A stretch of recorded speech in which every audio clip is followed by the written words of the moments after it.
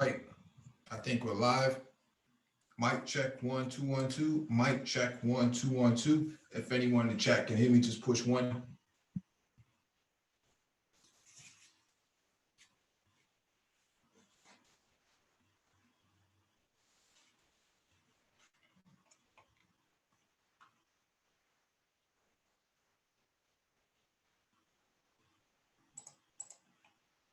All right, got a confirmation. Thank you for the confirmation from the chat.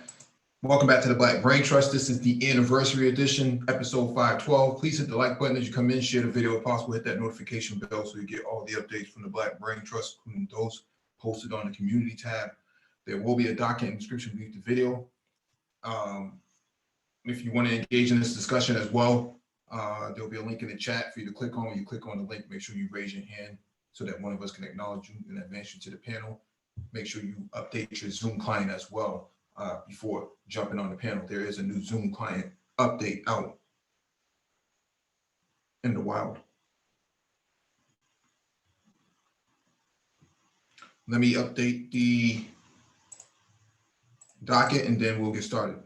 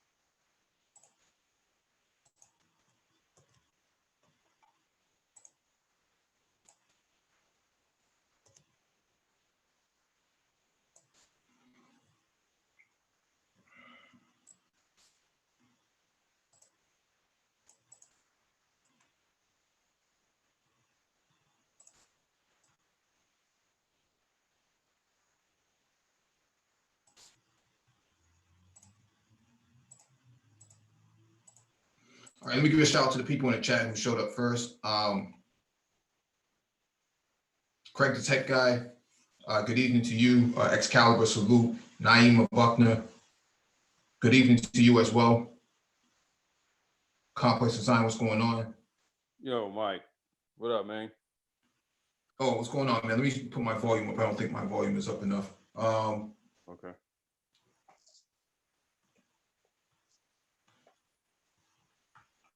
Black Scorpion, what's going on? Adelaide, what's going on? DJ Mars, peace to you. All right. Happy 420, everyone. Yeah, 420, man. Yes, sir. Yeah, I got a little high powered over here today, man. I'm celebrating. Yeah, I think every day is a celebration for you, though. Well, this one, not every day is Brain Trust anniversary, bro. Yeah. So I gotta say salute to you, my comrade. Salute to you as well. Yeah, man. Salutations. Yeah, man. Salutations, bro. Salutations to all the founding members. Everybody's kind of out and about, and this is definitely been a decentralized platform from day one, and so many people have played a part in it. So like heartfelt shout out to all the brothers from like literally, man, from the ground floor on up, man, to the current day. All the brothers now who are really pushing this forward, man. Shout out to all y'all, man. Salutations. Yeah, and shout out to Information Man for doing the logo for us. Shout out to Young Grizzly for coming up with the name, the Black Brain Trust. Y'all don't realize, man, there's like people in this space that are largely responsible for our identity, in terms of how you see it. and y'all don't even know it. So when we speak to the decentralized nature of this platform, we really mean it. So again, man, shout out to Information Man for kind of giving us our image, our brand, and shout out to Young Grizzly for giving us an appropriate title and name. Yeah, and thank you to BGS for having us on his platform where we got started at. So Yeah, without that platform, we wouldn't have been able to actually cultivate this as well. So yeah. thank you to everybody who contributed. Yeah, let me speak to that real quick, Mike. That's a special shout out to BGS. He and I have had our differences, but over time I've had to contextualize it as me just trying to see where I'm at. Like how can I hold my own in this space? So why not test the guy who basically kind of like set us on this path? You know what I'm saying? So yeah, man, extra special shout out to BGS. Yeah. Let me get started with this item on the first item on the dock. It's only two items, but I think the first one is actually apropos. This is from CNBC.com. For the first time ever, a robotic spacecraft caught an old satellite and extended its life. Spin this out. Intelsat's IS-901 satellite is nearly 20 years old and well beyond its expected lifespan. But a small spacecraft built by Northrop Grumman succeeded in docking with the satellite and giving it another 5 years of service, the company announced on Friday. The feat is a space industry first, as extending the life of spacecraft already in orbit has only been done with human help before, such as the Hubble telescope servicing missions conducted by NASA astronauts. Northrop Grumman spacecraft MEV-1 successfully docked with IS-901 on February 25th. Intelsat's satellite was launched in June of 2001 and was only expected to serve for 13 years, providing communication services in the Atlantic Ocean region. The satellite is in fixed position above the Earth in what is known as geosynchronous orbit, tens of thousands of miles up, to provide as wide as coverage area as effectively as possible. I don't know why we can't see the images.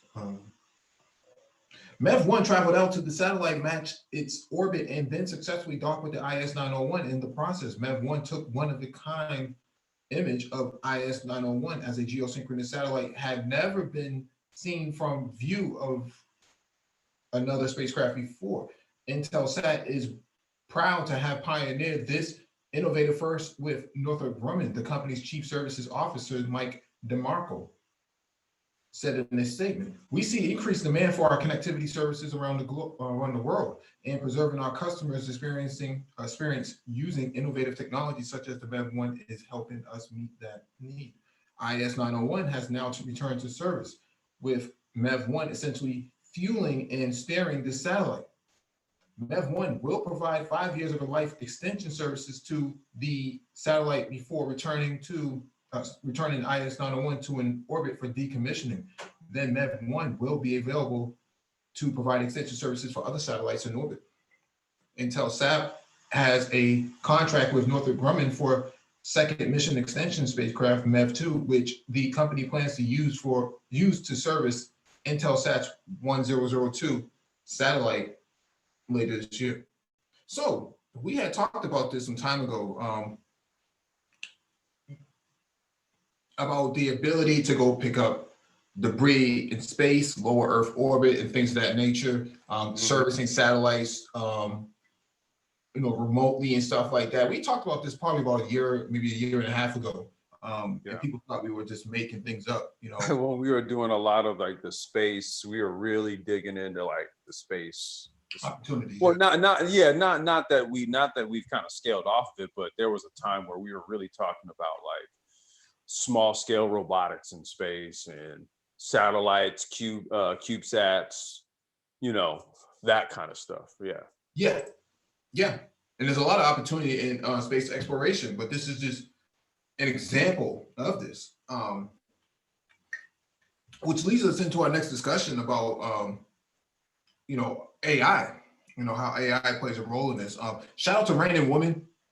Rain and Woman played a significant role in growing this channel to where it is right now. Yeah, man. Extra special shout out to Raining Woman. Yeah, thank you to Raining Woman. She has done immense work in the background that you all can't see, growing the channel. So thank you to her as well. Moderator here. Of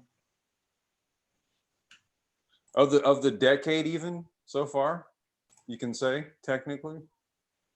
Or 3.0. Hi-yo. Hey-o. Yeah. Yeah.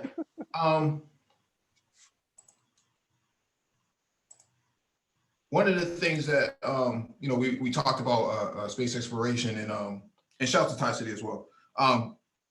We talked about artificial intelligence a lot, right? And let me just pause it. So I know last time we got flagged for even showing this. Is that what we got flagged for?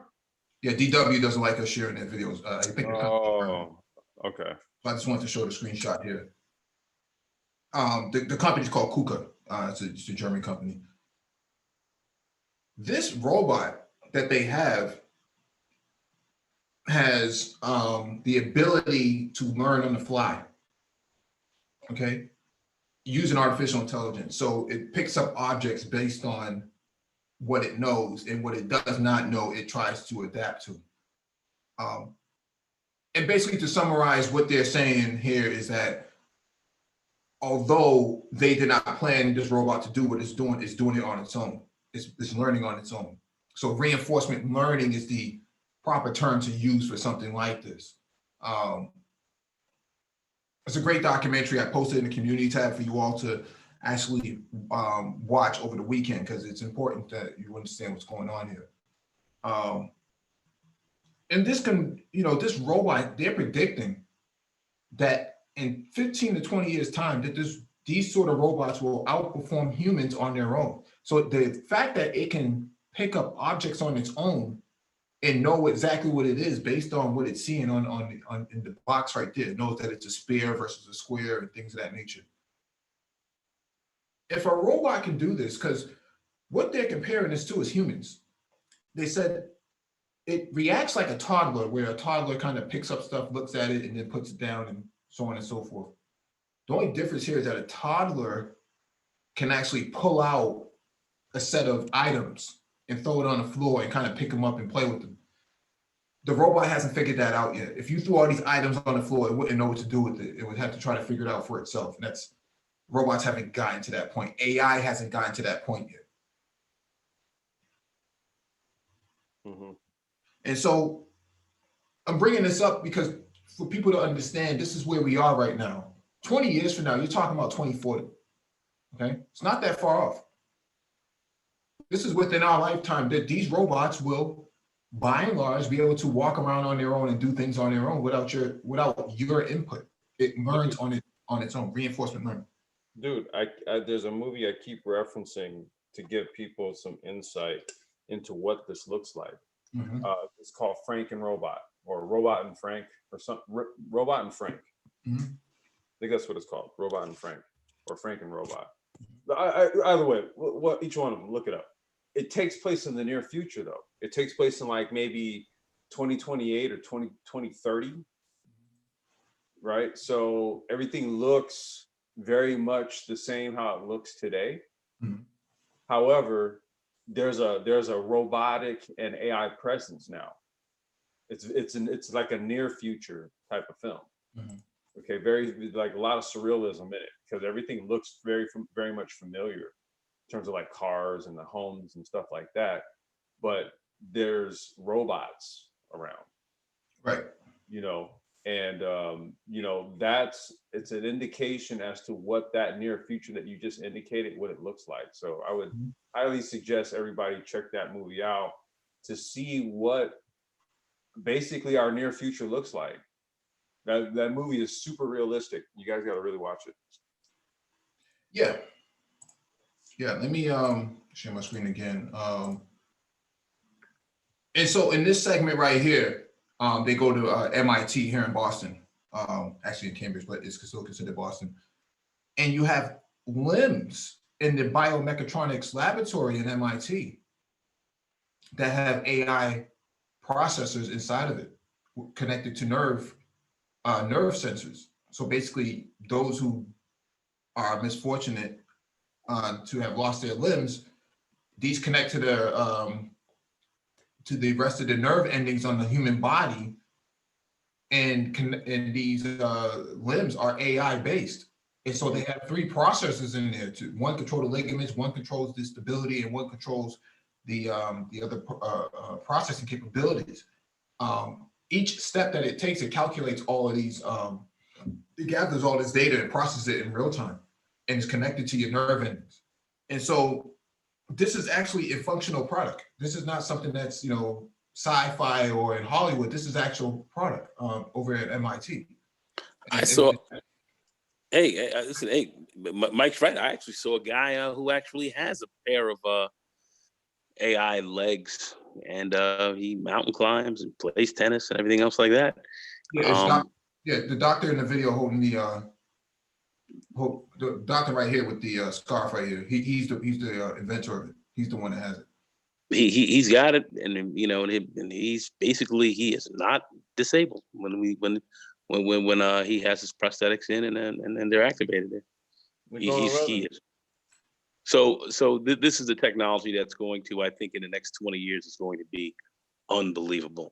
So I think when we really start looking at people who were once wheelchair bound or whatever, I think we're going to see an end to that. I actually believe it may come down to money and costs or whatever, but those who are able to get that will certainly be totally functional. Totally. Yeah. Hey, what's going on, Nagon? What's going on, baby? What's going on? Happy anniversary, big bro. Man, thank you, man. Thank you, man. Thank you. You talk about the consigliere. Indeed. As I tell you, man, talking like my man John Gotti, this is going to be a La Cosa Nostra. Aye, the hidden hand, folks. The hidden hand. I don't care if it's now or 1,000 years from now. This is going to be a La Cosa Nostra until I die. La Cosa Nostra. Don't forget that. You gotta know who this guy is right here. And so in this documentary, this person that you see climbing the mountain is or the side of the mountain is the inventor of the AI limbs. He's actually using them while he's climbing the mountain. Very interesting. This is where we are right now. Okay, this is where we are. He's saying, within 10 years, this stuff can be perfected because of the development life cycle is about 18 months for every mass upgrade. Yeah, I was gonna say the development cycles. Yeah. So the next generation of this stuff is going to be outrageous. It's a whole different game. I mean, when I looked at it, I was shocked, and you can just see it. These guys are going to have, these are functional limbs. It's amazing, amazing. Yeah, the first person to actually get a pair was a victim of the Boston bombing. That's right, a lady. Marathon bombing. Yeah, she lost her leg, and now a year later, she was able to have this AI limb attached to her, and she was out there doing Dancing with the Stars. So sure was. This is where we are. From a STEM standpoint, this is where we are. And so when you put a person out on a show like Dancing with the Stars, you do realize that is literally like a massive case study. And let me tell you, when she was dancing, you hit that right on the head, fam. And bro, when you saw her dancing, it looked seamless. I mean, you saw she had a prosthetic leg, but she was not moving around looking like, stumbling or anything. It was like it was a regular leg. Yeah. Awesome. This technology and what it promises, it's going to be unbelievable. 20, 30 years from now, people are going to be walking around with prosthetic limbs you won't even know. Yeah, I was going to say it's to normalize cybernetics to a large extent, because that's really what we're dealing with, the mending of human and machine. cyber connected systems. That's what we're talking about here, humanoids. So it was like the $6 Million Man. I don't know if you guys remember that program that was on many years ago. Dude, Ghost in the Shell. Yeah, Yep. Ghost in the Shell. Ghost in the Shell, $6 million man back in the 70s with Lee Majors. They had it, prosthetic eyes, limbs, and these guys were running 60 miles an hour. All this kind of crazy. It's pretty funny, but yet it's here. It's here. Yep. The other piece behind this documentary to talk about AI in the world of fake news, okay? Information dissemination, information warfare has been declared now with AI in social media. In social media, tech companies like Facebook, YouTube, and the rest of them are using AI to either pitch ads to us or to pitch new videos to us or to remove videos out of the algorithm. And so we have to be very aware of what's going on. A lot of this AI can be weaponized against us. You see certain types of content being presented to us in our feeds. Somehow, some way, people were able to manipulate the algorithm to push their content, pushing, fake COVID news about Black people not being able to get the virus because they're Black or something like that, something to that effect. So is this like what they call deep fakes, or is that's like another realm of it's a similar realm, but right. it's a different aspect behind it. Right. Okay. And so they go on further to talk about the United States military using AI for lethal drones, okay? And the ability to drop drones off in a swarm and have them facially recognize people and kill them using artificial intelligence. This is already in play. If you think the US military doesn't have it, they already have it. Russia has something very similar in Syria back in 2017, where they deployed multiple robots against terrorists in the battlefield, and actually were very successful at using them. So I'm saying all this to get people acclimated with what's going on in the documentary. If you haven't seen it already, go to the community tab and click on it. It's actually there. It's about 45 minutes long. You should actually be able to get through it in one sitting. I'm saying here that AI, it can be used for good, it can be used for evil. How far do you want to go with this? There's an ethics, portion to all of this, yeah. But that goes without saying, right? Everything needs some kind of policy behind it. Law enforcement using AI to track, poor people within major cities and hubs, such as Atlanta, Boston, New York, and Chicago, and all these places to track people. They're collecting a lot of data. So expect the fact that, they're not using humans to sift through any of this. They're using AI.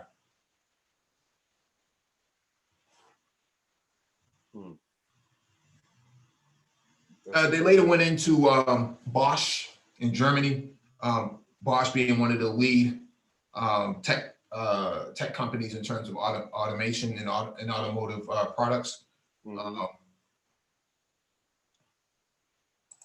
They see autonomous vehicles being part and parcel to their development as well, with LiDAR sensors and so on and so forth. So they're already making a lot of the components for the high-end electric bikes and all that. Mm-hmm. All of the new direct drive electric components for electric bikes. Mm-hmm. The Bosch ones are they're basically the high end, right? The Bafang makes theirs. There's a couple others, but Bosch was the first to come out with sort of like an integrated mid-drive unit. Like they really, I want to say BMW is licensing some of the Bosch technology, either that or because from their automotive dealings. So I think for like some of the smaller projects, they're sourcing some of the Bosch components with regards to that. But what I'm just mentioning on a smaller scale, even with the electric bikes, man, the Bosch components, I'll have to look it up to get the name of it, but those mid-drive components for the newer variants of electric bikes, man, next level. Yeah. So they later went into the fact that China is coming. It's not a matter of if, it's a matter of when. That's why I mentioned Bafang, the other company. Yeah, and how China has designed their society to be interconnected, and using cash is almost non-existent. Only 1% of the population actually uses cash. 99% of them use WeChat or Alipay or some other form of social media payment system. Well, there's another one, that other big one that Google partnered with. Can't remember the name of it. Yeah, and so China is leaps and bounds ahead of the United States, or the West for that matter, in terms of technological advancement. Okay, so The Germans were shocked. They were like, they're not even close, and they're technical society, if you will, or highly technically trained, and they were shocked exactly how China is. China is very far ahead. I don't. Is China even using money anymore? Are they even using? That's what Mike's cash, talking about. cash is like a that's something you would use somewhere else.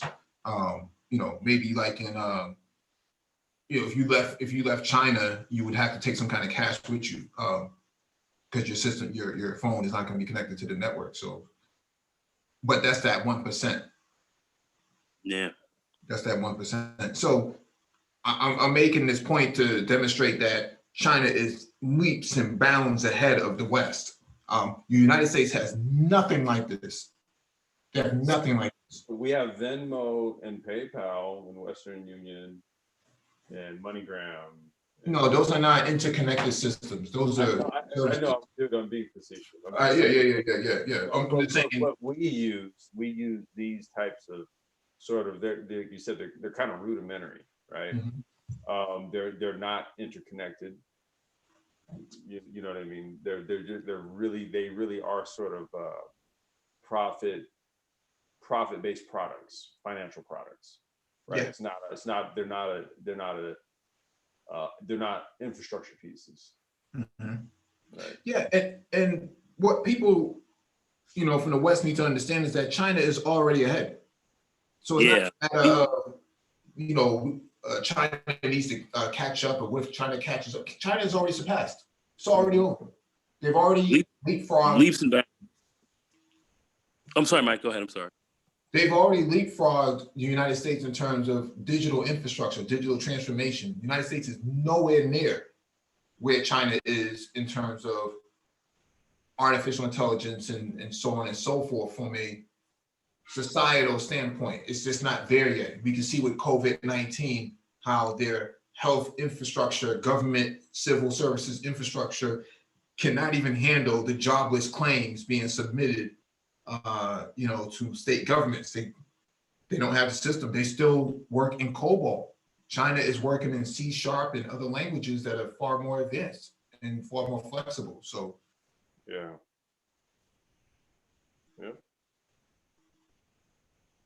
And so this woman here who works for BMW China said that the culture is different. China is open to new technology and new ideas, whereas in Germany, it's not the case. So they're very apprehensive about taking on, new sort of tech because they like privacy. They like some constitutional principles, whereas China, you don't really have that level of constitutional red tape that you have to go through from a cultural standpoint. The United States is nowhere near this. Not even remotely close to any of this. The culture is too liberal for this. Well, Mike, it was what you talked about before, sort of like a technocratic society, versus more of a Western capitalist, right? Where, privatization of industry and stuff like that is largely what drives policy. Mhm. So, if everything is competition and, intellectual property and, business strategy based from a private corporation or public corporation standpoint, then you're largely going to have technology stifled, right? That your production cycles are going to be they're going to be longer because you need to maximize on various platforms. You need to extract the most out of it before we roll over to the new one, right? You commit resources into developing a new one versus in a more of a technocratic society where the government mandates, okay, look, these are the technological benchmarks that all of our companies have to meet. Okay, then what that does is across the board, it creates a mainstay and a standard, right? And it's a completely different way that from a governmental standpoint, you organize your country's companies, you know, and that's just kind of what these are the pros and the cons. Go ahead and go. Well, technology is going to drive this stuff. Policy and politics doesn't drive this. It's technology that does. And tech is going to be driving this. That's what we're seeing really actively in China, exactly as we see how it's really moving. It's technology that's driving everything that's going over there. It's driving. Tech is driving it. I'm here if we're going to start to move forward and really start to make some different types of moves here in this country. It's going to be technology that's going to drive. We have technology. We're not releasing a lot of it, but we start to release technology. It's going to drive the changes that are going to be here. It's not going to be so much policy. It's going to be technology. It's not going to be politics. It's tech. That's what drives everything. Well, Nagon, I mean, here, think about it like this, though, right? So you have a situation like Huawei. Okay. Huawei. Huawei basically pushes the scale, right? And then what happens? Politics comes into play because Huawei is far more positioned to leverage on 5G and everything that's going to be running off of it than the US is. So then that's where the politics does ultimately come into play on an international level. Well, we're saying politics is going to be a part of it. What's going to drive this technology? That's what's driving. It comes down to who's going to write the standards. And if the beef with Huawei is that the United States doesn't want to follow anybody's standards. They are the superpower. So if they can't write the standards, they don't want it actually taking position. But Mike, I mean, who's in more of a position to write the standards, right? Any company in the United States at this moment, or Huawei? Well, you have Cisco. There's a lot of companies in Silicon Valley that can do this, but the problem is they can. The problem is that Huawei is a state-owned company, and right. They're not. The United States is not going to follow China's lead on this. They're just not. No. They're absolutely. I mean, you know, I would think that, you know, any sound policymaker wouldn't do that for the sake of you know, national security and other, you know, and other national interests, right? I don't think that they would. But when we look at an international competition standpoint, who's more positioned to roll some shit out? The United States or China? Well, yeah, it's going to be China, but does the United States want to follow China's lead? No, they don't want to follow. Not. They get left behind, and that's the end result. The end result, they get left behind. You have a company like DJI, who was created by a millennial, for all intents and purposes. Well, I think it's a Gen Xer. Created by a Gen Xer, a young Gen Xer. The drone company? Yes. Yeah. Created by a young Gen Xer in 2006, and now they're the world's leading drone company coming out of China, right? We don't realize what's happening here. And so what happens when, you know, with companies like DJI is that they lead in drone technology, so they get to write the standards. That's how it works. Yep. Yeah. You have a drone right here that you can buy off a store shelf right now for a couple $100 that can follow you around, that can traverse obstacles and so on and so forth. No one would have ever thought of something like this 10 years ago. This is, man, look, I wanted to get one of these things to make like racing content stuff, like to have a drone that follows you like above track. Isn't Amazon going to start delivering some of their product by drones as well? Yeah, but the thing is, they're doing it so they can write the policy, basically. Right. So they can write the policy. So if they're first ones out of the gate, they'll be the first ones to write the policy. But that's what we were just literally talking about, right? Like, it's going to be companies that are largely writing the policy, and that's what's largely going to dictate who's pulling what strings and who's got, you know, who's deploying what out here. But as I said, it's the technology that's going to be driving it. Oh yeah, and that's what we see in China, and there it is. Well, but I think what's going to happen here is that I think what happens is don't you think? Well, let me ask you, Nago. Do you think that then opens the floodgates? Let's look at it for a second, right? Because you do have the United States taking maneuvers to, stave off like what Huawei is trying to do in terms of a presence, right? So now, do you think United States loosens up policy for U.S. companies to go ahead and now start deploying rapidly technology to kind of stave that off?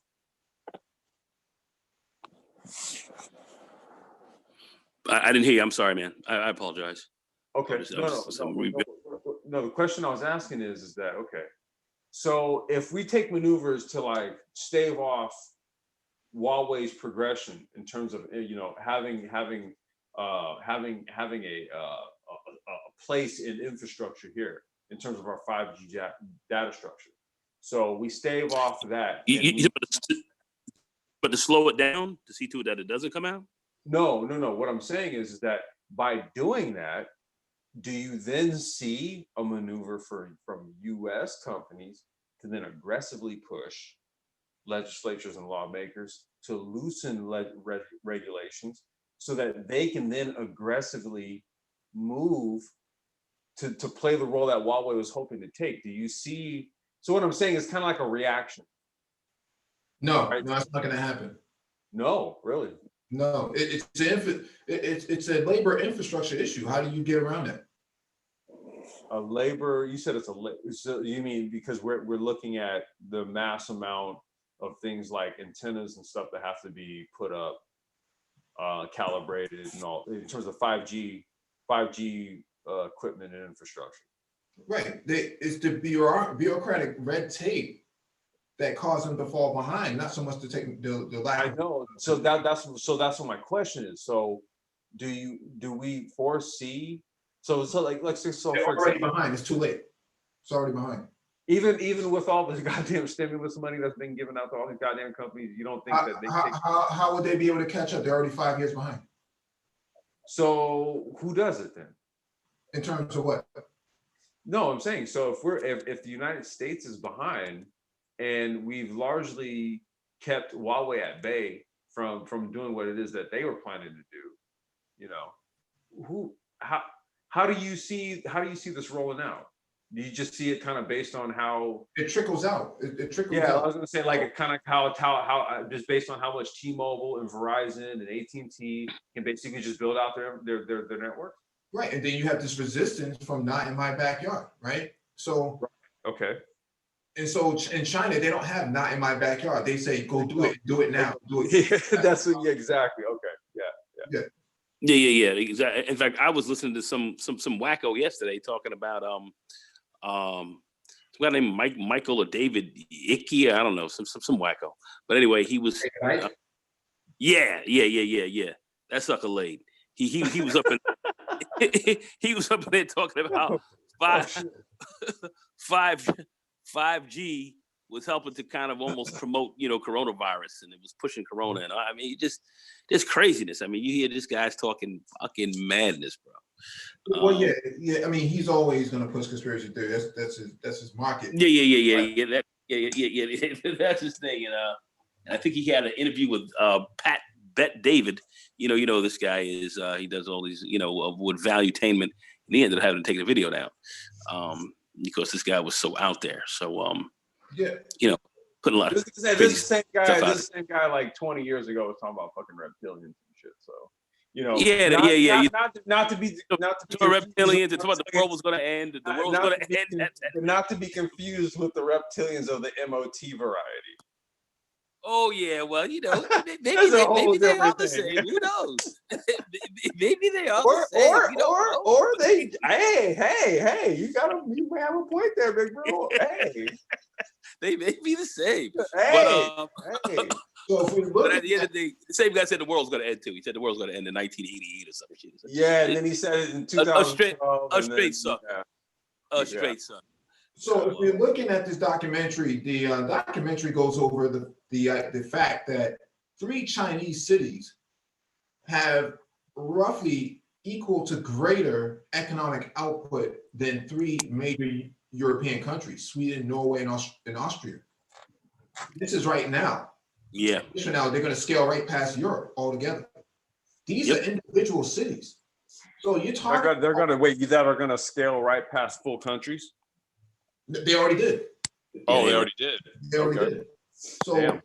that's based on their ability to have less bureaucratic tape to scale up technology and spin up technologies. And because DJI is in Shenzhen, if I remember correctly, and you have many tech companies that's coming out of different cities, their output is greater than your Western capitals. One could argue that Shenzhen probably not so much as leapfrog, but is equal to 5 Black Americas. At best, 5 Black Americas. Jesus Christ, do you really want to go, you really going there with it, Mike? Yeah, but they're in that position. But he ain't too far off the mark. Are you really trying to like put it in that perspective? Jesus. Yeah, one Chinese city, Shenzhen, it equals that of 5 Black Americas. And that's awful. He ain't too far off the mark, man. He ain't too far. It's important that people understand China is going to be a dominant player by 2030 in AI.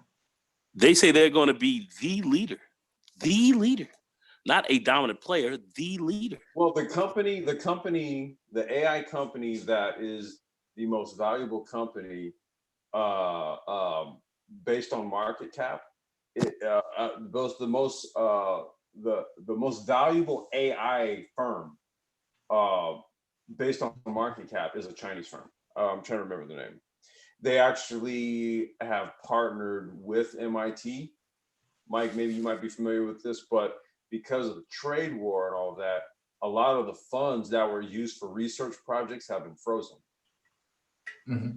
But the largest AI firm in terms of market cap value is a Chinese firm. Yeah. Yeah, and Nicole, you got somebody in the chat trying to talk to you. Somebody in the chat trying to talk to me. I'm not even on the chat right now. All right, okay, go ahead. Yeah, Roddy Benoit. Yeah, and so they hold these robot competitions.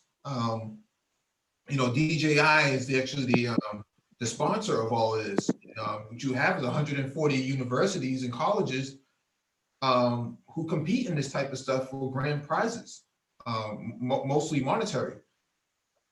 That's what drives your innovation. It's this sort of level of competition. It's not about swag. It's not about what gets them wet and things of that nature. No, this is how technocrats roll. This is the foundation of a technocratic society. Build it, and they will come. And I mean, this is what you're dealing with. Innovation. Mm-hmm.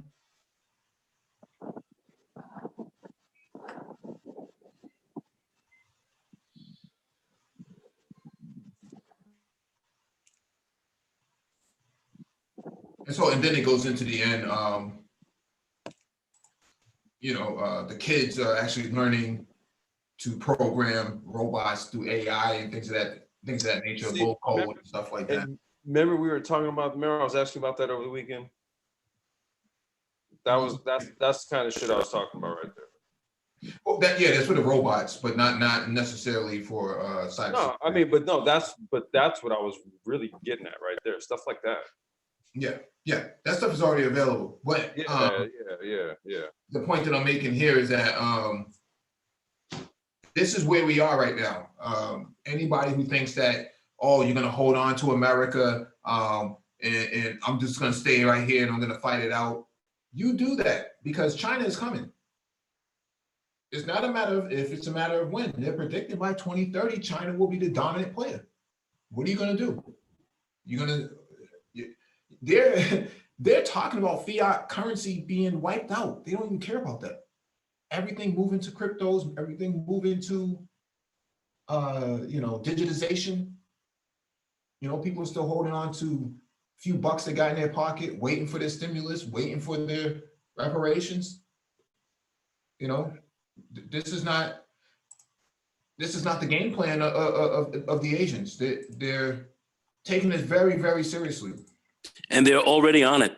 They're all in their country. They're already on it. They're on it. They're on it right now. And we're talking about the West. Mike is right. You know, Germany, and so we supposed to be leaders. In the West, and here we are. Miles and many miles behind them. So they're already on that. They are already on it, and moving forward. Yeah.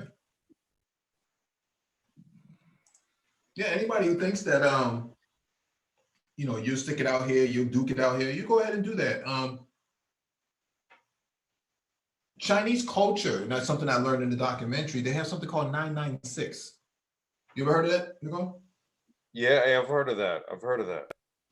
Isn't that 996?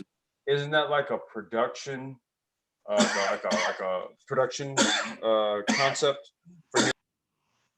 9 a.m. to 9 p.m. 6 days a week. That's their work schedule. The work schedule, right? That's what it is. That's how they get things done. That's how they got to where they are right now. The work schedule. And so our culture doesn't allow for things like that. We want to do the bare minimum to get the bare necessity out of production. So we study the least we prioritize leisure for study time. And so that translates into productivity as well.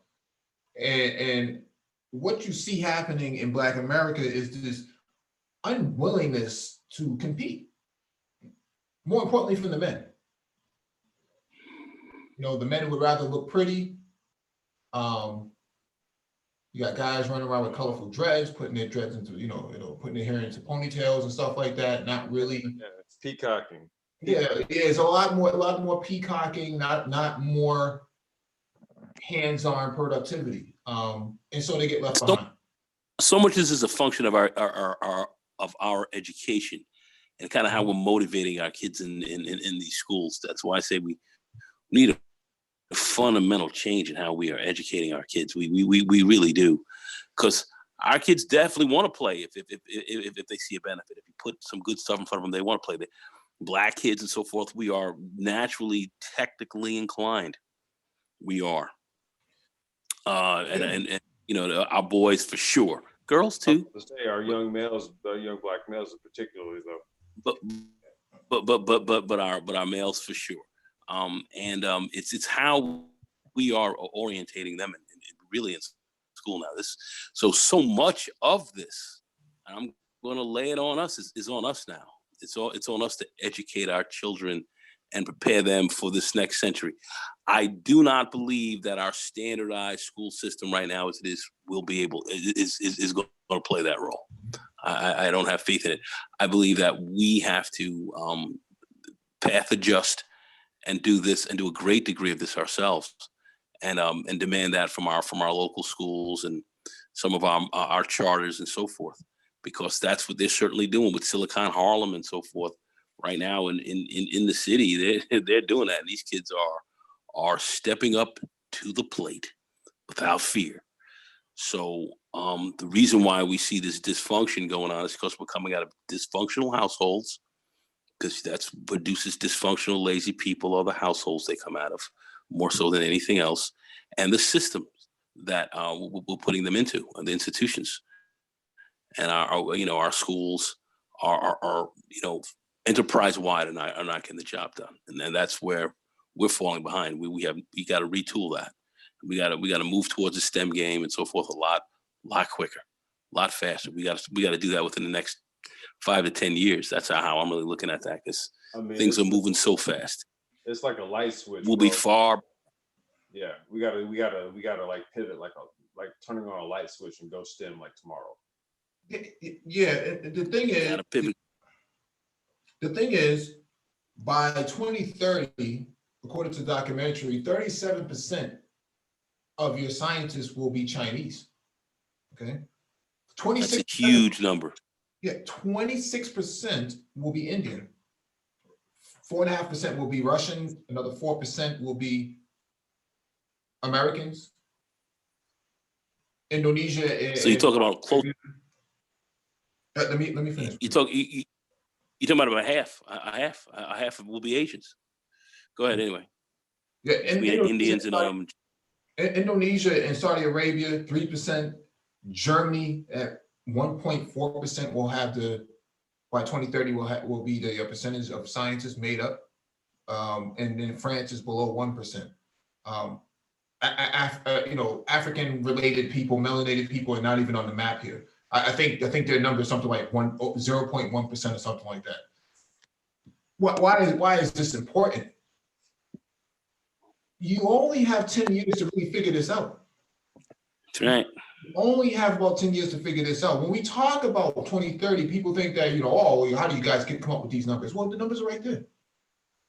The numbers are right there. For 2030, 37% of your scientists is going to come out of China.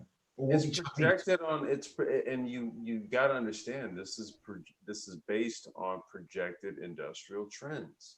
Yeah, Black Torch asks where are we getting this data from? It's from the documentary. You have to watch the documentary in order to get the numbers. I'll pull it up for post link. What was it? Which one was it? That was the one that you and Nagona was talking about, that one live stream, right? What are you talking about? The documentary on China? No, the documentary is on artificial intelligence. Oh, wait, okay. That's the one. AI. Oh, is that link's in the doc? It's gonna be in the docket, right? It's in the community tab. It's been in the community tab for about 3 or 4 days now. Oh, okay. Well, it's in the community tab. Yeah.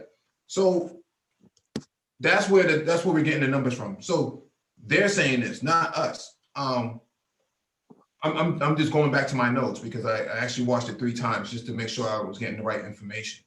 Yeah. And what's happening here is we're not remotely close to any of this.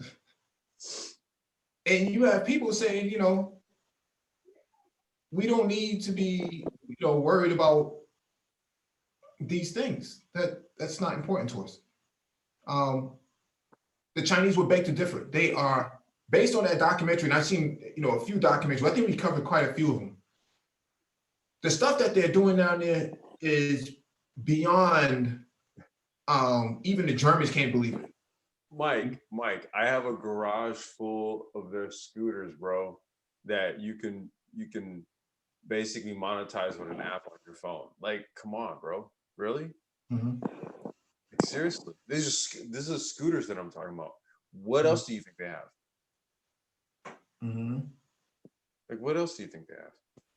Well, the thing is, we're not even, when we bring this stuff up, right? People say, certain people, I'm not going to mention their names. Oh, well, there's an organization here that does this, and there's an organization that does that. That's not the culture, bro.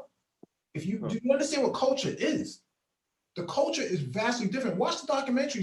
The woman who worked for BMW, the Chinese woman who worked for BMW China, said, our culture is different. We do things this way. They're not even remotely close to something like this. Now, I'm not holding every single Black person to task and saying, oh, well, this is your fault. This is your fault. But you're talking about cultures of productivity. Right. It's based on meritocracy, what you can produce. Okay, that's a technocratic society. That's the way technocracies work. Okay, and so Black conservative, Black this, Black nationalist, whatever you want to call yourself, you got to come up with an answer for this. How are you going to respond? Well, we're just going to buy their products. Okay, well, do you have a more efficient model? Mm-hmm. That's the question. Mm-hmm. We have to specify the question. Do you have a more efficient model? Do you have a more streamlined model, one that can extract more productivity out of human capital resource? Yeah, listen, the bottom line, we just got to get with the program. No, these guys have nothing like that.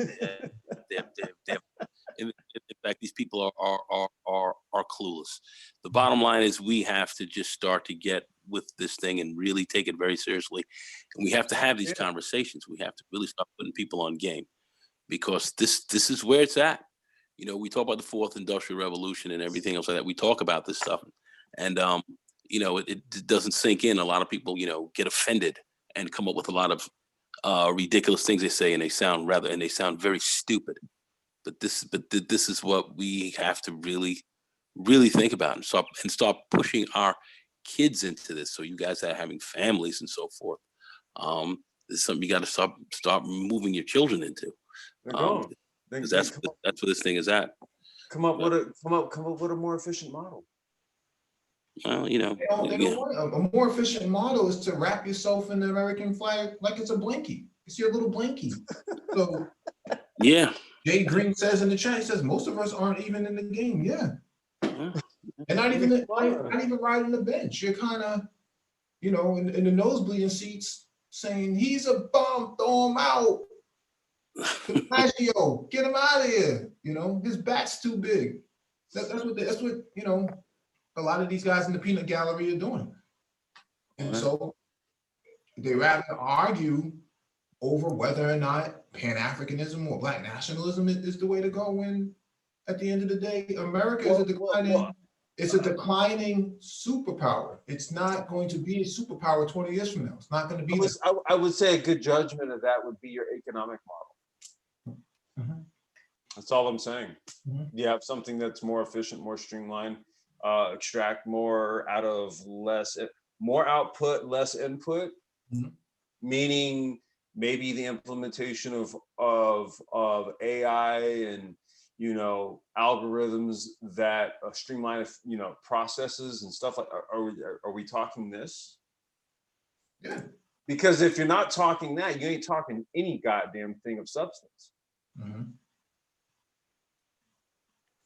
Yeah, and many people will say, "Oh, well, we can take your channel and we can make it hot." You know, with the stuff you talk about. Oh, really. yeah, those guys. Yeah.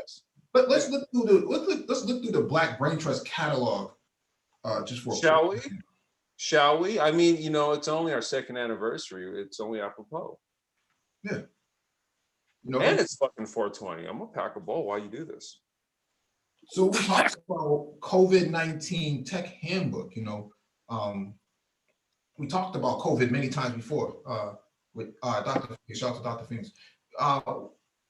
Distributed ledger technology, Black blockchain talks on Thursdays, Mondays, space and technology, you know, Black economics on Friday, Black tech talks on Saturdays, you know, Sundays, you know, once or twice a month we do Black cannabis talk. We talk extensively about UBI. We talked about that many times before, even with the naysayers who throw rocks.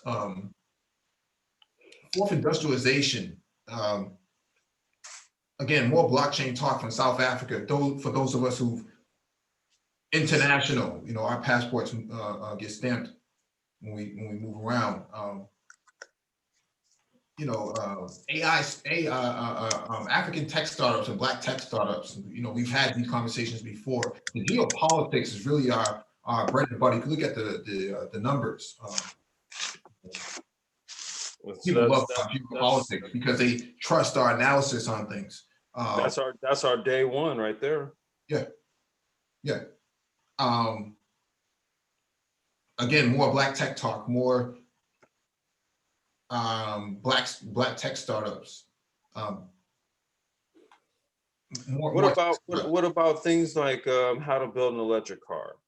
Yeah, we talked right here. We talked about that open Motors project chat. We've talked about that. More Black tech talk there.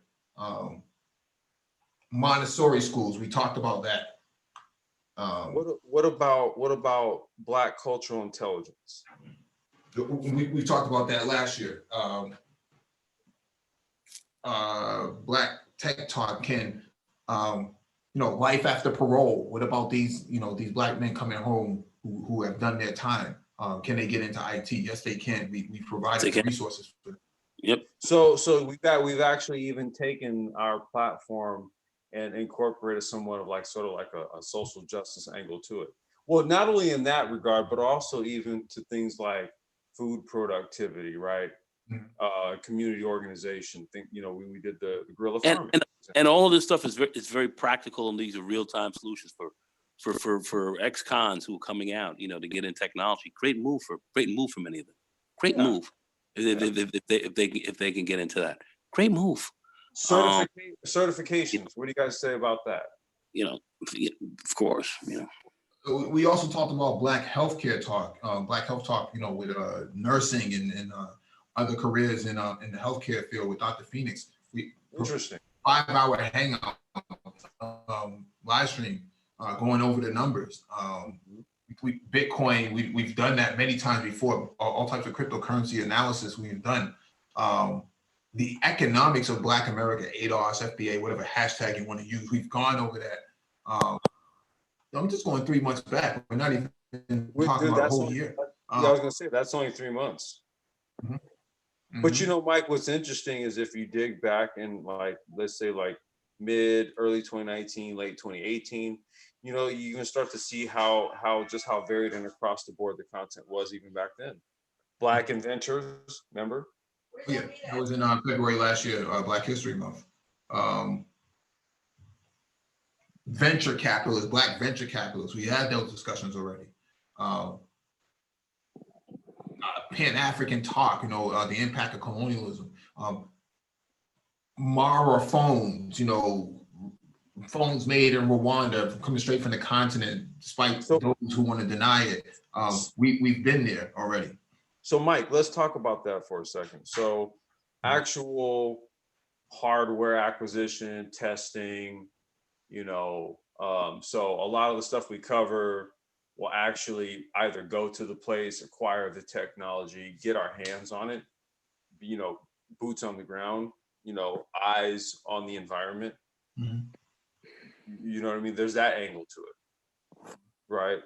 So I acquired the Mara phone largely to test it on this stuff that, you know, we have in the garage here. Okay. You know, I'll speak to some consortium ideas here. Maybe are we going to do kind of like an open hangout part of this at the end of it, or are we in that now? Well, there are people right now that are saying that is not a Rwandan phone. It's made by others, and so forth. I would refer them to the catalog here that Mike is showing, where I did an unboxing of it, so you kind of see it for yourself. Yeah, well, I mean, I was there. I certainly know the situation, but you have those out here who are claiming that they know, never left the continent, never been out, but they're telling you what is and what isn't. And they call themselves Black folk. I find that most interesting. We've had very deep dive intellectual discussions about what has your street credibility done for you. You know, open chat. You know, open chats are very popular on these topics. Talk about digital health and satellites. Again, more Black masculine constructs. You know, and identity quakes. We brought that discussion to the table. Certainly.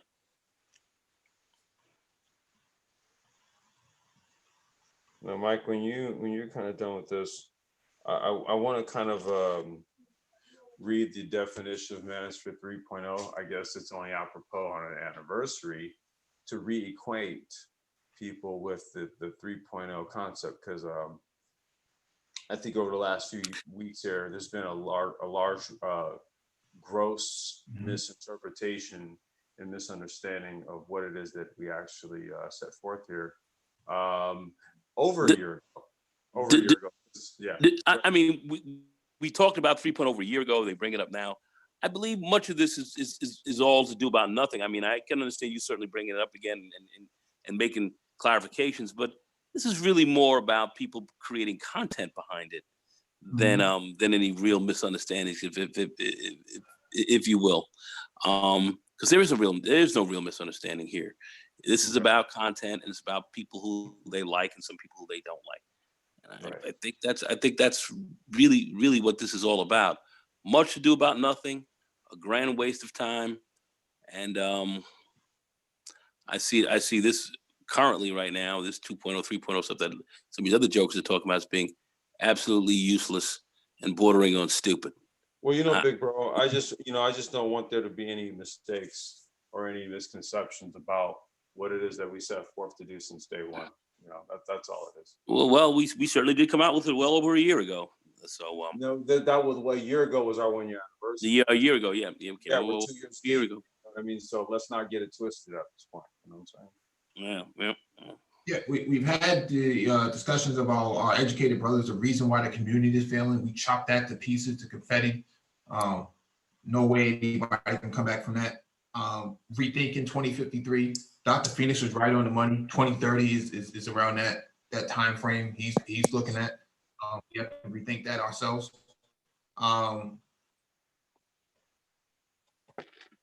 Mugabe's legacy, we covered that.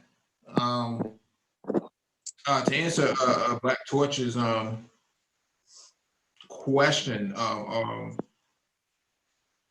any talks on genetics and genetic engineering, we didn't really go into too much of that, other than the We would cover CRISPR and shit like that. yeah, we covered CRISPR, and that was only because we had I think we had like a small snippet of conversation from Nicole Ali. Shout out to Nicole.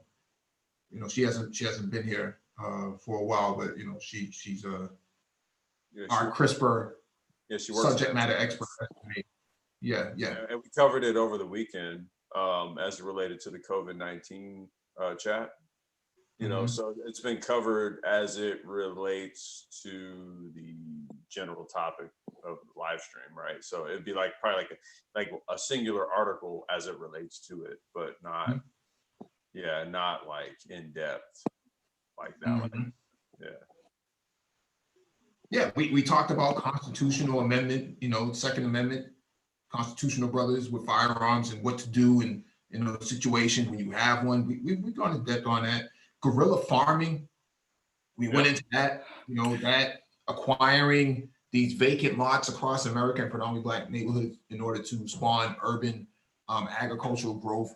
The legalization of cannabis, we've gone in depth about all of that, how that's a multi-billion-dollar market brothers should be getting in on, even though a lot of brothers say, oh, well, I don't even smoke weed, that's Yeah, I mean, and that's the thing, right? So, that's where the cannabis live streams come into play, and people like, shout out to Engineering Cannabis, somebody who's come in, to really be a key contributor, to talk about the cannabis space, all the various aspects of it.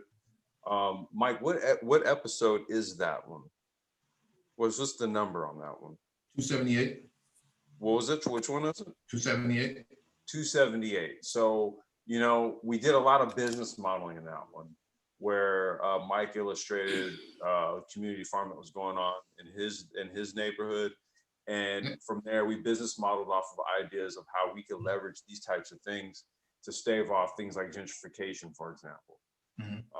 So again, that's episode 278. I would suggest everyone go check that one out. What up, Nego? Yeah.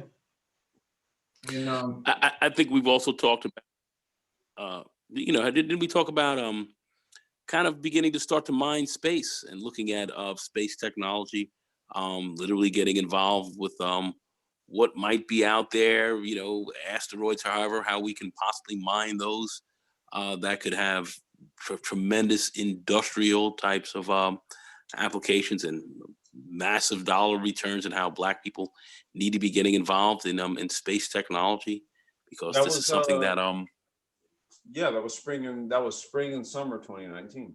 Yeah. So I mean, we did talk about that, and then I didn't somebody come up and say there was no such thing as space, or space didn't exist or something? I heard something crazy like that. So somebody made a retort like that. I don't know, but that sounded really out there. But we talked about teleportation, quantum computing. We've also talked about open chat on manufacturing masculinity, all these suckalades running around trying to show off their tattoos and thick beards as if somebody's supposed to be scared of that. We're not afraid of any of that stuff. Montessori schools, we talked about that.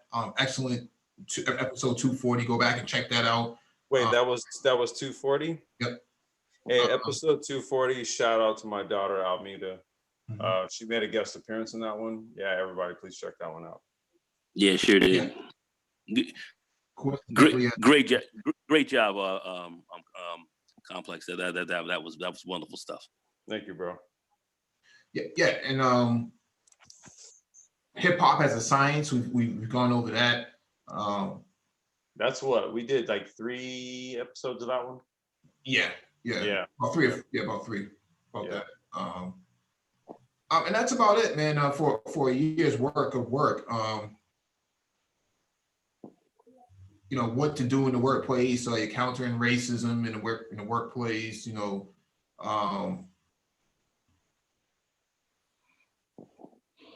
You know. Oh shit.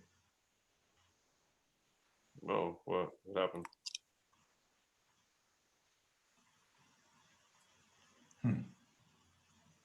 What just happened?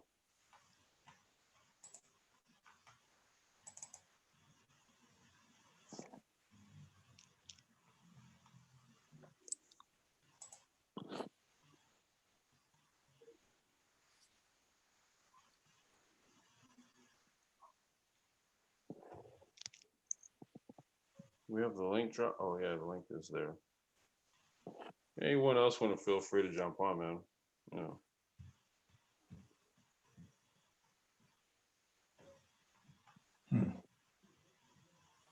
What just happened? I'm not sure what's going on with my browser. Oh, okay.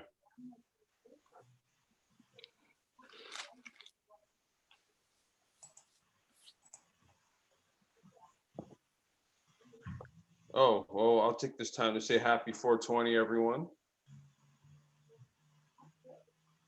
Oh, I see what's going on here. Hmm. I see what's going on here. Oh, no funny business, right? Yeah, somebody's trying to hack us again. What? Somebody trying to hack? Yeah, someone's trying to hack us again.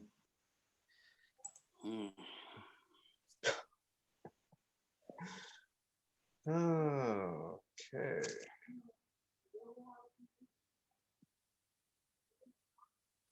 It's not a way to celebrate 420. Black Torch, you got it, bro. Puff, puff, pass. I got you.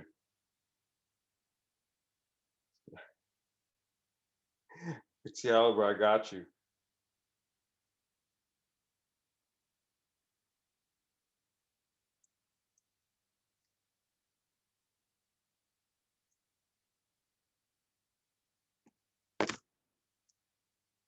Hey, we still on? Okay, I think we are. Hey, if you guys can, oh yeah. Hey, Doc, can you hit Ty Phoenix or Ty City? Doc, can you hit Ty City, please?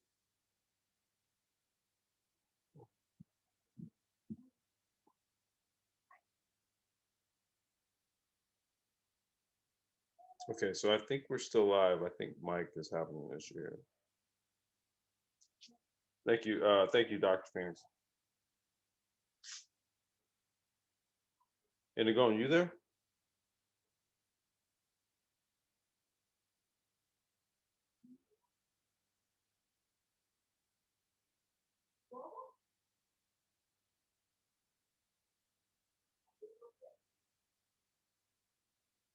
Can you guys hear me? Can you press 1 if you can hear me?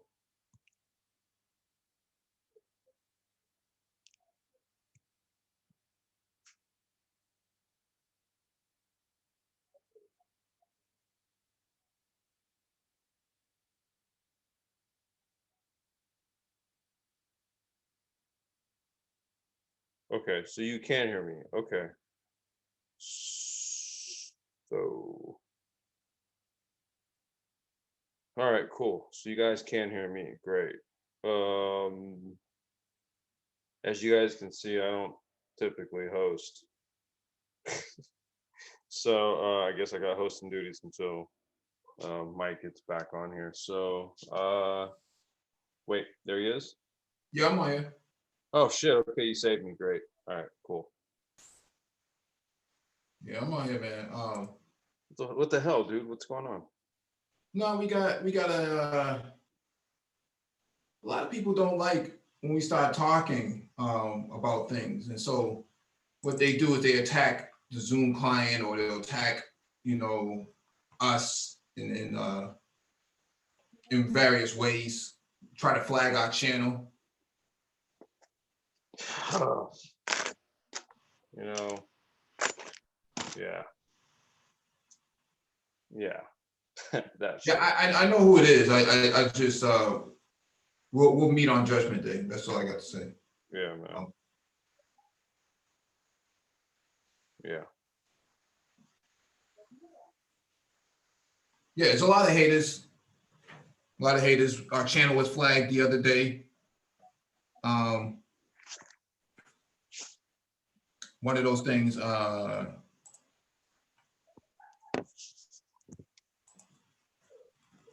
Just one of those things, man.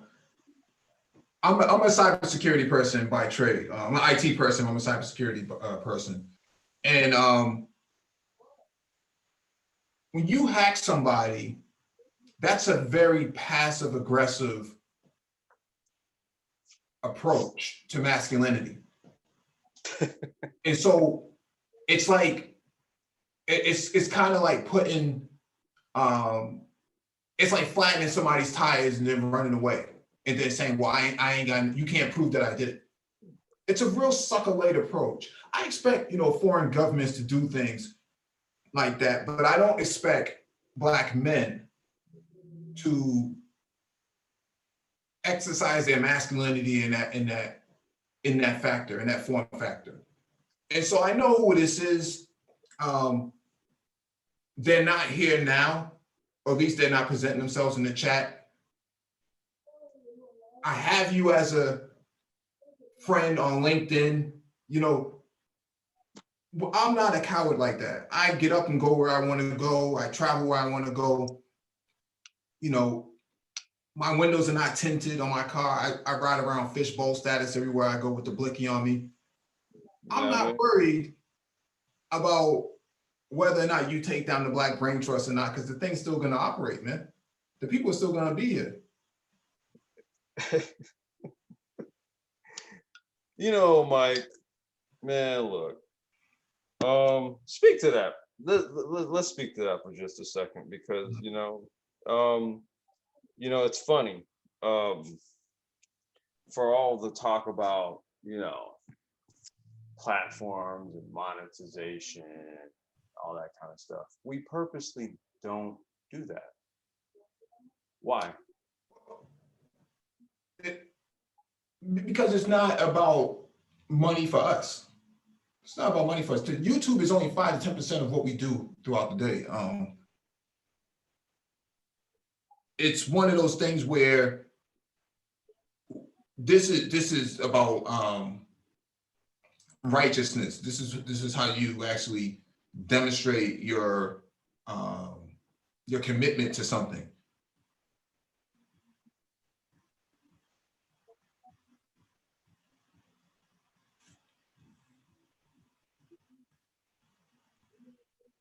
You demonstrate your commitment to something. And so, when I help out different communities and some of their social justice work, I don't actually ask for money. I just come out there and I do my 1-2 thing and I'm gone.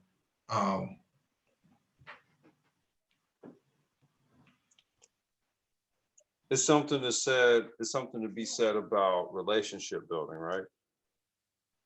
Yeah, it's about having that emotional intelligence and bringing up those sort of components that matter for every day. And so what you have is a lot of people, and when I'm speaking from a cybersecurity standpoint, mm-hmm. what you have is a bunch of males, and at least in this conversation, Black, who don't have the confidence within themselves to actually confront people. So they don't like to get into offices. They don't like office politics and stuff like that. So they run away and they do little things. They'll loosen up the lugs, or the bolts on your wheels, so that when you drive further down the street, you end up crashing because the bolts fell off and your wheel fell off. Those are little passive aggressive, cowardly sort of things. I'm just making this. Not slash your tire, poke it with a fucking needle so it's like a little slowly. Yeah, yeah. Bullshit like that, dude. Put sugar in your tank, things like that, man. Like, I'm a man, and you know, let me just kind of give 30 seconds. You good, man? It's our fucking I've been in IT, 20, bro. Go ahead. I've been in IT for a while, and I've seen how nerds really get down when you know, when it comes to, like, you know, showing their masculinity, you know, going behind people's backs and talking crap about them to management and stuff like that, and trying to sabotage. I tried to IT. These dudes took my keyboard and rearranged the keys on there so that they fucking changed key commands on your shit. Did some things to my keyboard so that when I type my password in, I would actually get it wrong. It gives you different commands, right? Yeah. Bullshit. Yeah. And so my system and be, you know, not be able to log in for a while and not be able to get to my tickets and stuff like that. Just little passive aggressive things, the hazing and stuff like that. Until I hem one of these guys up, you know, and you know, after, you know, I don't really get down like that. You know, where I'm from, we don't really move like that. And so what's happening here is you have people who don't want to see the brain trust advance part of the brain trust per se. You know, that sort of perspective. You know, they don't want to see it move in a direction that they can't grasp. You know, you got your own platform, man. You got your own platform. Why you over here? I mean, you know, the funny thing about it, Mike, is that it's really because, like I said, man, we're hands-on with it, right? Like, as far as like the things we do and the things we talk about. So if you reference a live stream that you mentioned, whether it's cannabis, okay, if it's myself, I've got experience in the industry myself, I grow it myself. Then you got people like engineering cannabis, it's in his goddamn name. And he speaks to it extensively from the tech angle, right? You see, so there's hands-on there. You can't take away from actual real world experience, right? Or if it comes to micro transport, building, you know, automotive technology and stuff like that. So if you hear myself, you, Ty City, you know, Dr. Phoenix, you know, he himself talks about his own vehicle, right? You know, the performance aspects of it. So real world, right? This isn't about like theoretical and the nature of something and this and that and the third and blah, blah, blah, blah. No, we're kind of speaking from technical expertise. This is the tech. I don't want to say it's a tech channel, it's a technocratic channel, right? So just know that where we're coming from here is a space of hands-on experience, right? And there's proof of concepts where we show you. we have it, whether it's the data, whether it's the actual technology in and of itself, it's in our hands. It's the difference.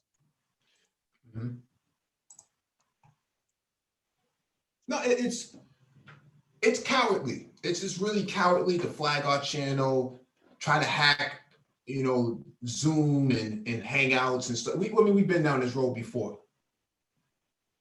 And it's not white people doing this to us. It's actually Black people doing this to us. Well, we're also not the people to do it to. Well, you have to understand, some of this is coming with the territory. The stuff that we talk about and what we get into, a lot of people are just, you know, they're not on top of that. You know, many Negroes with the Negro rituals, many get very upset at that, and maybe think, who do they think they are, and all this kind of stuff. And next thing you know, they're trying to come at you because that's just kind of how, that's part of the, that Black redneck kind of mentality that many still have, where we wallow in absolute ignorance, stupidity, savagery, and Mhm. avarice. And that's a part of what we are. And that's just a part we're gonna have to grapple with. That's just a part we're gonna have to grapple with. So we got to deal with that. That's part of the landscape. It's unpleasant, and we don't like it, but we're not here to like it to a large extent. That for a large part of this is having to deal with some of that. Well, And we're gonna have to just contend with a little bit of that, do our other moves, see how we can avoid and keep it moving, separate from as much of that as possible. But the community the way it is now, that's baked into the cake, and we're gonna have to deal with some of that. Not to say that we're part of it. I'm just being very realistic about that. That's all I'm saying. No, well, I mean, the thing is, the Black Brain Trust doesn't really attack anybody like it's been accused of the last few days. People have said, we've attacked them, we've done this, we've done that. We have done point out to where we have done this. Went through the catalog of content that we produce, despite the fact that some people who claim to be content creators say that we're not content creators. YouTube says and begs to differ.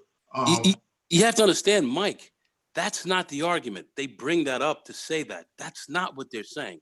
Mhm. What they are essentially saying to you is, Negro, I don't like you. In fact, I'm not I can't be seen as the smartest man on the deck. You guys are coming at this situation a little bit differently, and I'm not comfortable with you being here. I want you gone. You threaten my position for whatever. This is what these Negroes are talking about. So you haven't attacked anyone. It's what you represent. Understand that. That's where we're at with this. oh man. I'm gonna keep my mouth closed on that one. You guys already know how I feel. I'm the hothead, so yeah. Yeah. It's just interesting though. All these people who claim to be pro-Black, man, they always attack other Black people, never go after the real supremacists though. We got DE wrapped on. Shalom. DE. Shalom, everybody. Shalom, brother. Happy anniversary. Oh yeah, I was listening, but I was talking to somebody else. E equals MC squared, baby. What's going on? I was listening in, but I was talking to some people in Taiwan.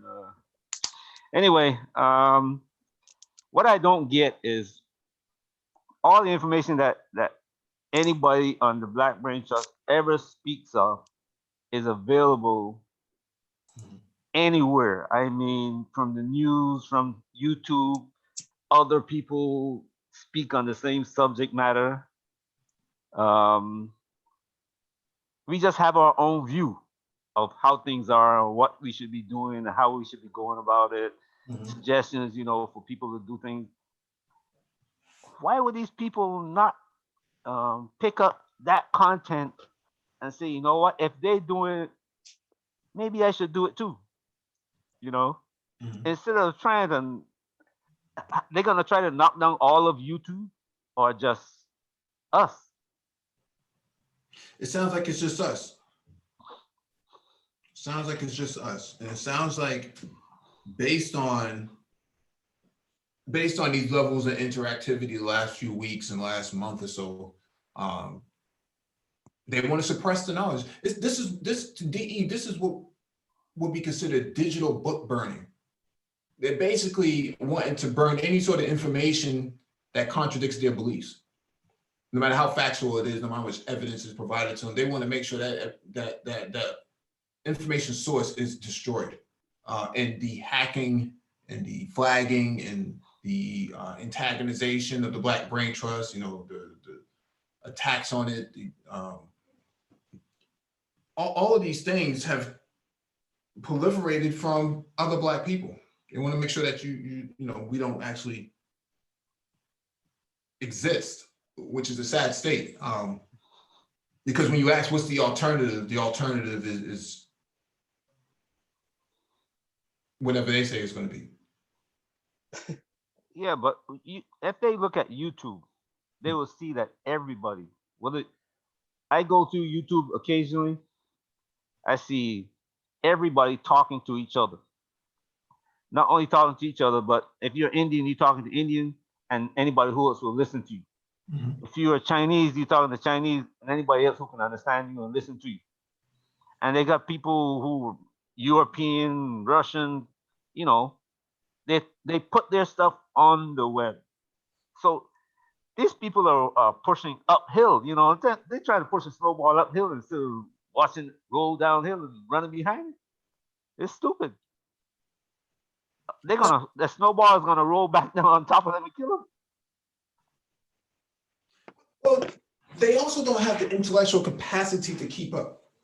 And so what happens here is they got, in order to slow you down, they're gonna try to break your legs like Tanya Harding and Nancy Kerrigan, on the ice. Always looking for a way to be disruptive. And so this is what we're up against. Well, it means that you're actually doing something that's of value. Mm-hmm. Serious. When you see somebody is going after you, you know that you're doing something that they don't want anybody else to see. Mm-hmm. My father used to always say, what you want is a reaction. Mm-hmm. Regardless if it's good or bad, if you get a reaction, it means you're making an impact. Mhm. And that's what you have. You're making an impact. Oh, you only have a whole lot of views. You only got a whole lot of views. But yet they're sitting back there looking at you from the side eye, Mhm. hating you.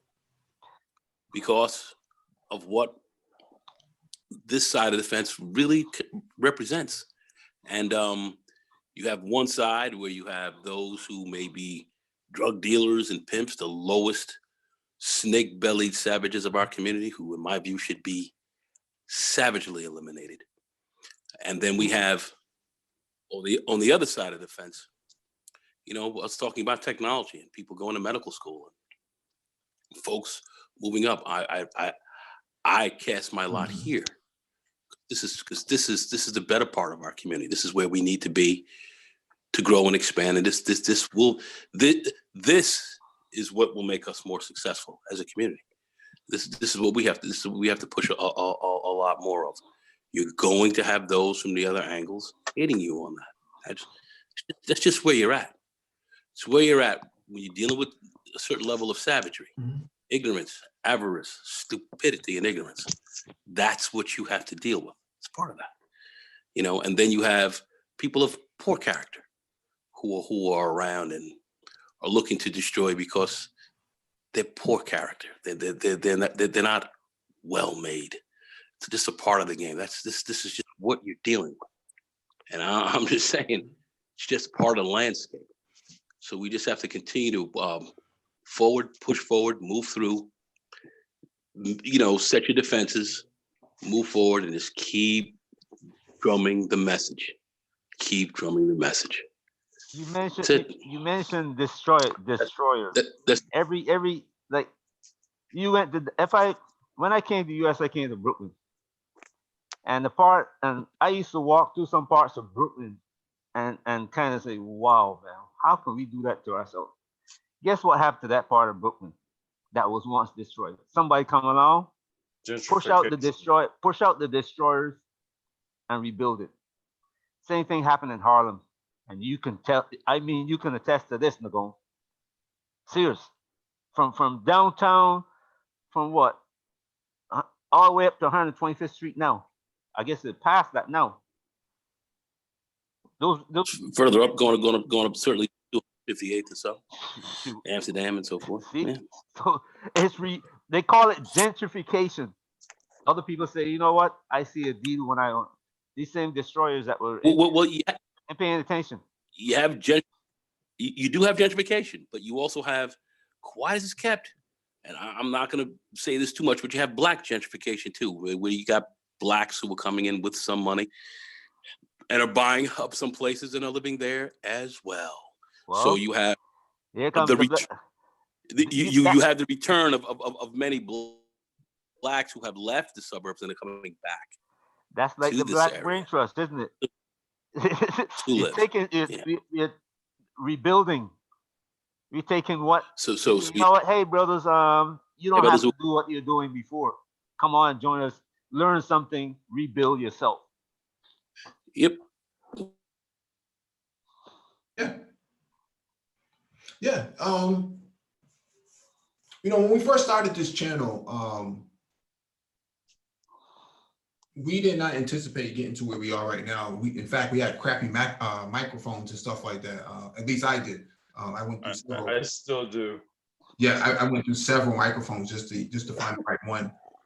Most of them had broke on me. So we really did not know before. The way we set the channel up was that it was going to be 250 subscribers, 300 subscribers, and that was going to be it. And then we went past 500. Dollar Will said, I think we can do 500. And lo and behold, we hit 500. And then out of the blue, we hit 1,000. And then we got that community tab and some of the other functionality from YouTube. We had to sit down and really evaluate how far do we want to go with this. Do we want to just do this and then call it a day, or do we want to go all the way with this? And we decided, let's go all the way with this. And this is how we got to where we are. We hit 1,500, then we hit 2,000 out of nowhere. And now we're at 3,200 or something like that. Yeah, 3,270, 3,270 something. Yeah, and so we don't need 100,000 subscribers. Even if we only got 20 people in the chat listening or 10 people in the chat listening, I'd rather have 10 real people for an audience that are going to listen to us than have 800, 1,000 people based on fuckery. That's the way how I see it. I don't want people around me looking for fuckery. That's not what we built the channel for. That's the whole purpose of 3.0. But go ahead with the tenant. Let me pull it up, but shit. While I do that, because you know what, man, I'm just saying it's 420, bro. So I'm over here celebrating. So while I pull it up, there was something that I did want to mention. Fuck, what was it? It was something about Mike, let's not forget to speak to because it's actually a part of the tenants. Let's not forget to speak to the sapiosexual aspect of it. Of sort of what our platform represents, right? Because there's a thought or a notion that our female counterparts don't have a role or a place in what we talk about. However, I beg to differ, because we've touched on sapiosexualism as a dating and mating concept that is apropos for a fourth industrial type of society, a fourth industrial based society. So I want to make sure that we do address that, because that's another thing that I would argue might be exclusive to the space here. I don't know if anyone else who's kind of really held live streams, right, titled that and kind of had deep dives on it. Not to my knowledge. Okay, so I want to make sure that we address that. But if any, I'm just kind of scrolling through the community tab right now, dude. Let me pull it up here. Give me a second. Knowledge is something that, not only knowledge, but wisdom. The ability to use knowledge, bro, is one of the most important aspects of life. And any woman who has the wisdom to use the knowledge correctly is going to walk into the room. If you're talking about politics, she's going to talk about politics. If you're talking about building a building, she's going to talk about building a building. Or she's going to sit down there and listen and try to grasp what you're talking about. She's not going to come in there and be disruptive. The same thing with a man. A man who has got wisdom is going to do the same thing. If he came in there and you're talking about politics and he knows what you're talking about and he can add something to the subject, that's what he's going to do. Mm-hmm. And the women who come here seem to know that, and they do it. I've never seen one who come here and be disruptive, sit in the chat and be disruptive or come on and be disruptive. I mean, that's that's the only thing I can say. Well, if they came in here, operating like that, they're out here faster than shit through goose anyway. So Yeah, pretty this much. is, Yeah, you know, I'm gonna go ahead. they're I got the tenants here, Mike. I'm gonna go ahead and read them. So maybe we can kind of springboard off of this because, like you said, Mike, there's been a lot of talk about this whole 3.0, 2.0 nonsense, right? And the fact of the matter is let's make sure for clarity that if when the mere fact that you reference phases of the manosphere as software versions, you have us to thank for that. We'll start there. So the mere fact that you're arguing 2.0 in air quotes versus 3.0 in air quotes, well, you have us to thank for that lexicon. You're welcome. Now I'm going to go ahead and read the definition of Manosphere 3.0 so we can all get this for clarity, because there's just been a lot of shit that's just not accurate that's out here. And coming from the guys who actually created the shit, we find it highly entertaining, somewhat disturbing, but it's also aggravating because people don't really look at the archive that Mike just combed through about 10 minutes ago and recognize that we're real as fuck about what we talk about. So let me go ahead and just clarify the matter for everyone. Manosphere 3.0 is a social media, socio-political construct wholly created by the Black Brain Trust. The basis is built upon the tenets of technocratic thoughts and ideals, globalization, geopolitics, domestic politics, technology, which would include blockchain, cryptocurrency, artificial intelligence, automation, self-driving technology, etc., economics, health, as well as relatable social commentary. Let's stop right there. Pretty much sounds like our fucking catalog now, doesn't it? Yep. I'm pretty sick and fucking tired of people out here who aren't representing who they really are. Yeah, you know what I'm talking about, motherfucker. Let's keep it accurate.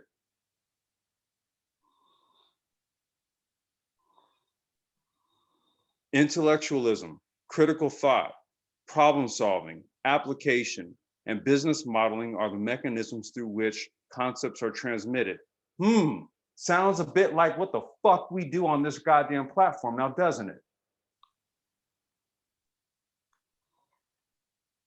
Get it right, motherfuckers. Mature, intelligent dialogue is the order of the day, along with a little highbrow humor. Pretty much sums up what goes on over here now, doesn't it?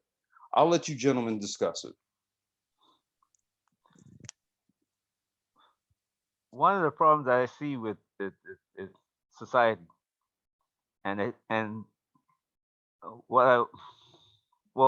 the lower echelon of society is that if they don't like a word, if the word is it's above there, like you said 3.0, they have to change the meaning or try to get the people around them to accept the meaning that they give to it and reduce its value. Try to reduce it in value because they don't want to raise themselves up to that level. And that's the problem.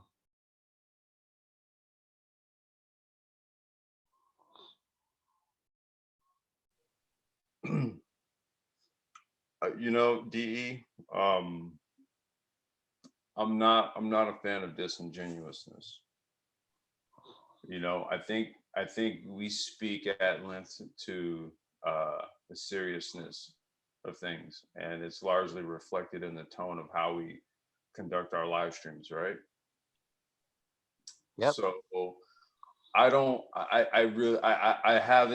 have a hard time taking people who don't take that same approach calling what we do into question.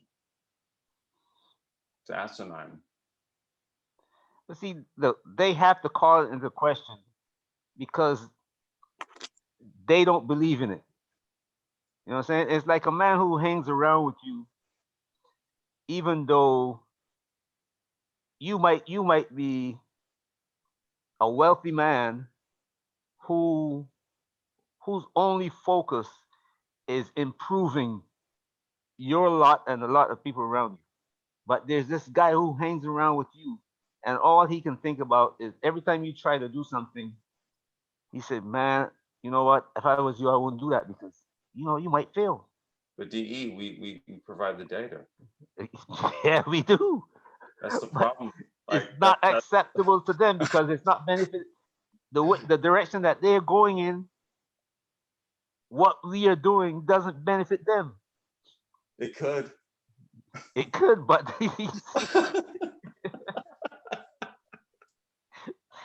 I'm not even trying to argue with you. You already know, DE. I'm just. I understand what you're saying. It could, but they're looking at it and say, man, if I go to their side, I'm gonna look bad, man. You know what I'm saying?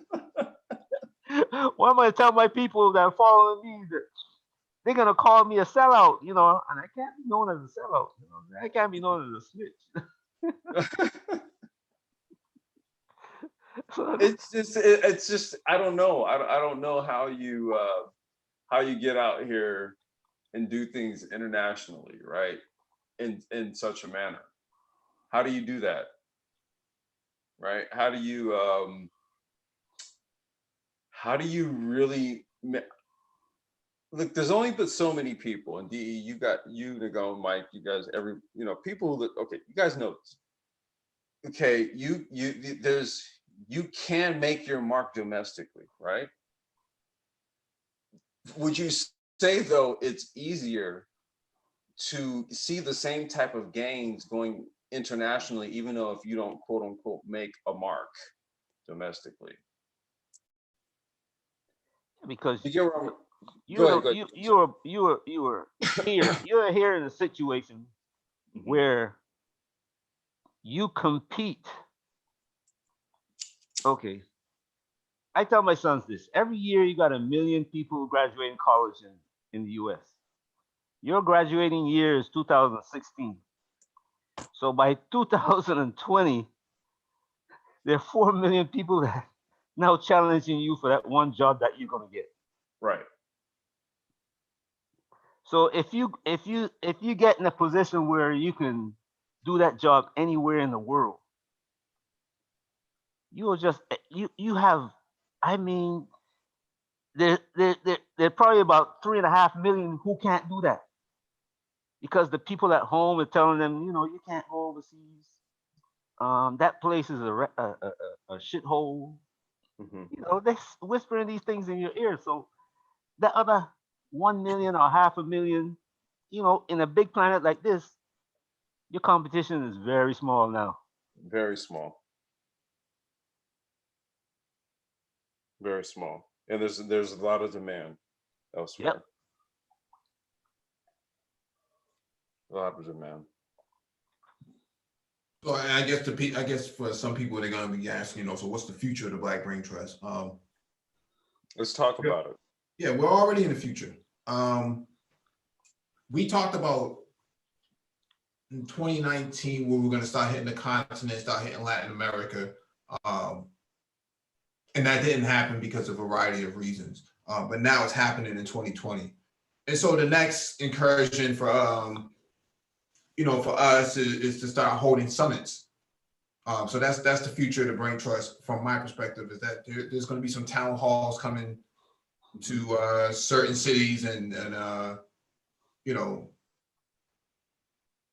summits and so on and so forth are going to take place. That will be happening. It's just a matter of post COVID-19. Yeah.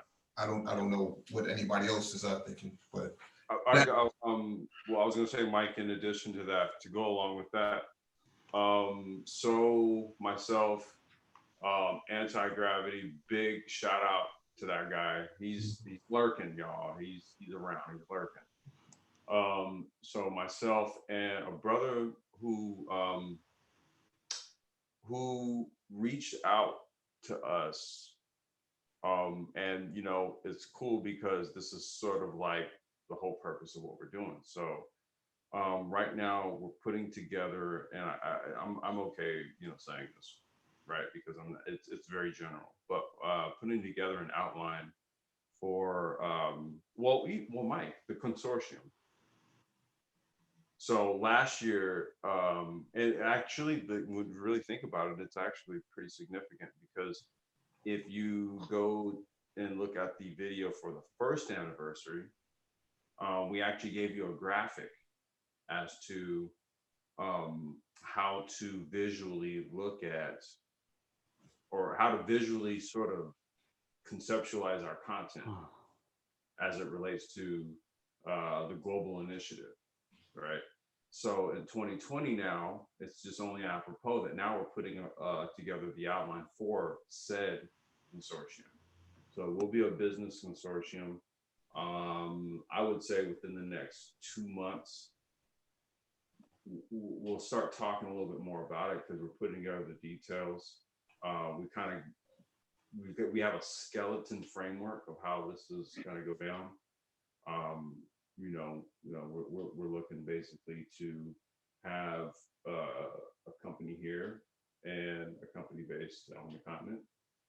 And what we would be doing is bridging, from an industrial standpoint, bridging our skills, leveraging our businesses, established businesses and things of that sort, and getting to work. It's leveraging all of this information, all of this data that we've compiled over the last 2 years, and prior to that, on the Business Wealth Empowered channel, as well as BGS's platform. So we're looking to, I won't even say we're looking to, because in all actuality, we jumped the gun on it. Mike's already been to the continent twice. We've acquired some hardware produced on the continent. We've done some testing. We've done a lot of stuff in the background. These are things that we've alluded to, but really haven't gone into in detail. But we're getting to the point now where just world events are kind of calling for action, as Nagon has said. A couple of times here recently, there's opportunity in chaos. So now is the time to move on the data. We've gone over so much that, I would think that anyone who's been listening intently has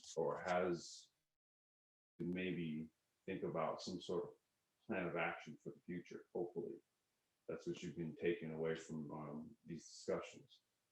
I don't know what you gentlemen think about that, or want to put in on that.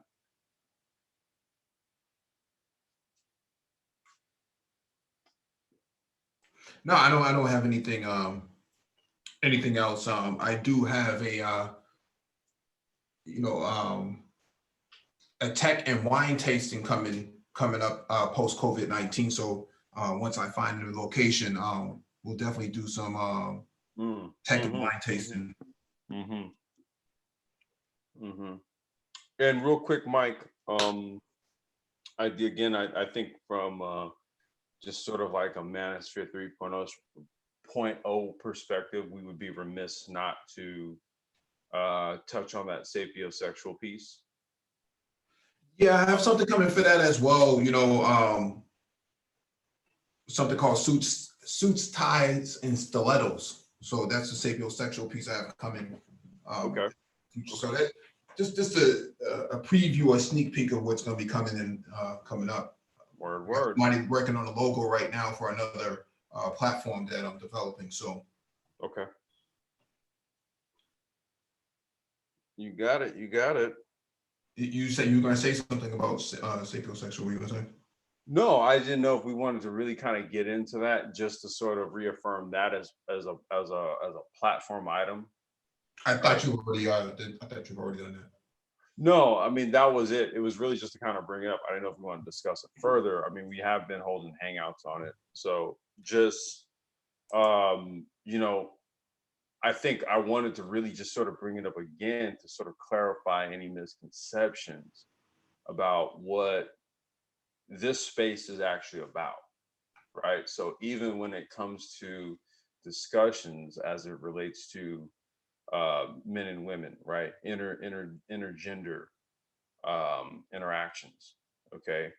It's more from a mentalist, sapio position, right? So much like how we, you know, even though the conversations here may get passionate at times, they are high level. Okay, so even in your you know your temples and your Masonic halls and stuff like that, it's a similar environment, right? So understand that. However, the dialogues are always productive. Okay, and we feel as though as that the same can be had with the opposite sex. Okay, so that is even a piece of this platform here, that when we do have discussions where we will engage the opposite sex, it's going to be on more of a mentalist, you know, sapio level. We, you know, and across the board, we're going to keep it high. You know, we're going to keep it above the fray, right? We're going to keep it forward thinking. So I just wanted to address that as well, because um,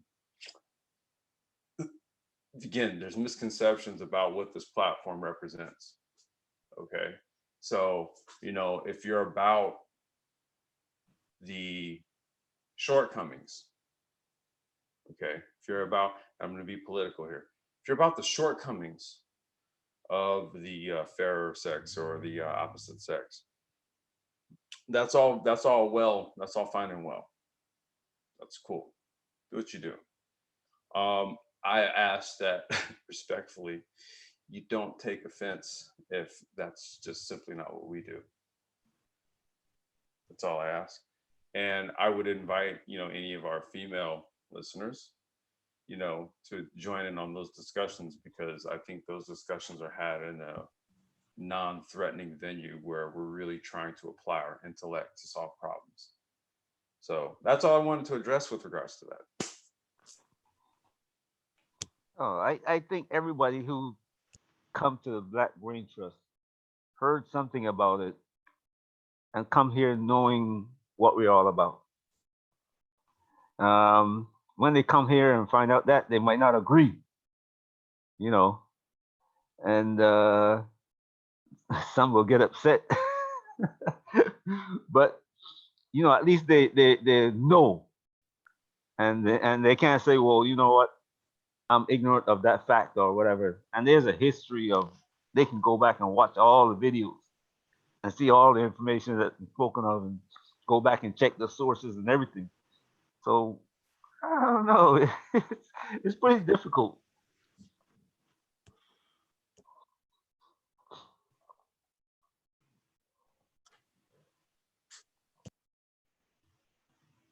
Hard for us says there's too much talent here. Well, it's not that there's too much talent, but is that everybody who come here has something. No, even the guys who don't have knowledge of say tech, you Mhm. know, that they want to learn tech. They came from a field where they were where they were or are still working at, and they're just trying to expand their knowledge. You know what I'm saying? Mhm. So it's not that that there's too much talent here. It's just that everybody have found their place, and they say, you know what, these guys are talking about something that I enjoy. It's just that, you know. And here is occasionally I can add my own voice. I got something to say, you know. And Mhm. everybody's got something that they do, either that they do better than somebody else, or they're trying to learn. They're trying to learn as much as they can about what they do. You know, if I'm a truck driver and I talk to MOT, he's got more knowledge of the truck driving business than I do. So I'm going to learn something from him. If I'm into tech and I talk to Mike, Mike has been doing this longer than I have, so he's got more knowledge. Complex. You've been building cars, and I mean, I talked to you. I thought I had a little bit of understanding of what goes in the cars, but when I listen to you and talk to you, you can say, like we were having a conversation the other day. I was saying all we need is a space to build something, and you start coming out throwing out numbers and specs and all that kind of stuff. And me, I don't know that. Talking about airplanes, that's my field. That's the shit you know. You know what I'm saying?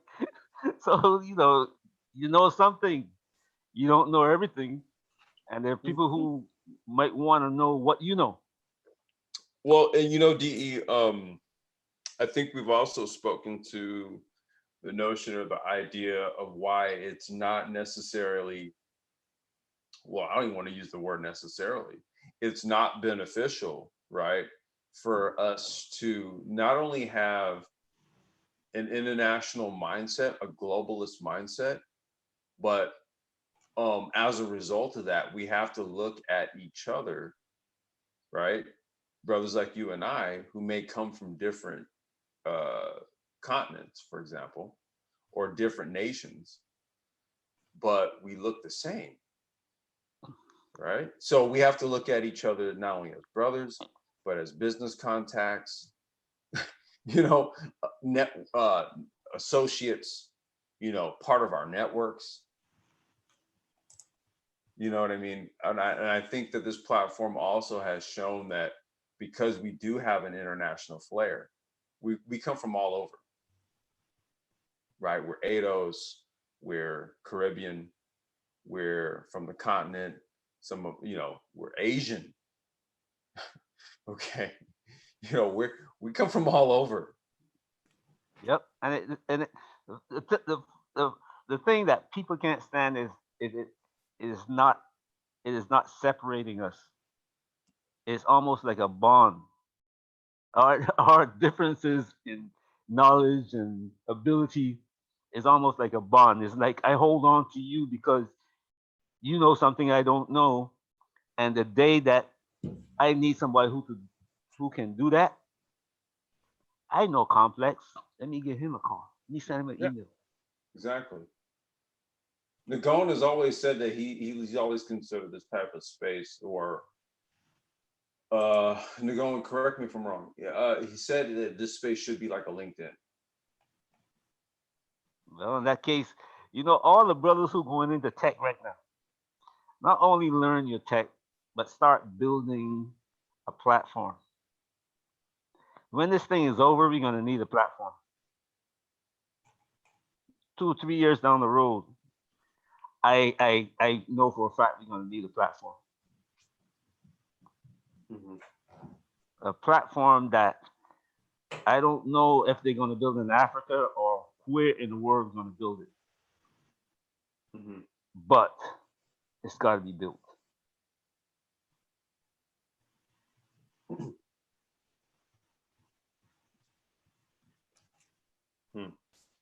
Because when you build yourself on somebody else's foundation, you don't know what they got underneath. Yeah.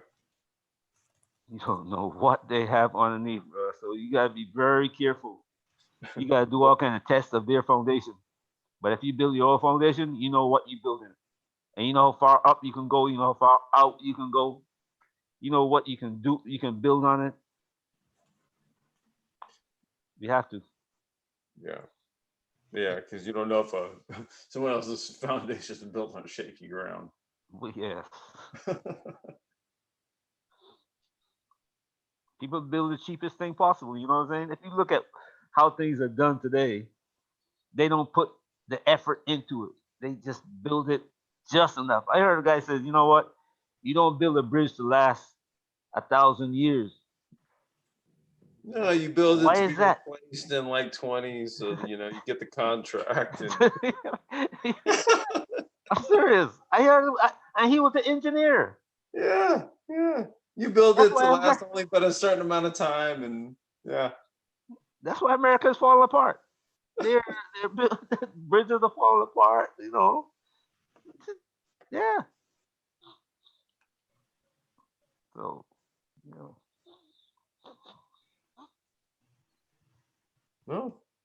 absolutely right, man. You're absolutely right. All right, if we don't got nothing else, we can close out. Okay. All right, thank you all for joining us, man. Please hit the like button if you've not already done so. Share the video if possible. Hit that notification bell so you get all the update from the Black Brain Trust, including those posted on the community tab. There is a document description beneath the video for you to reference. Make sure you watch that documentary because it's important.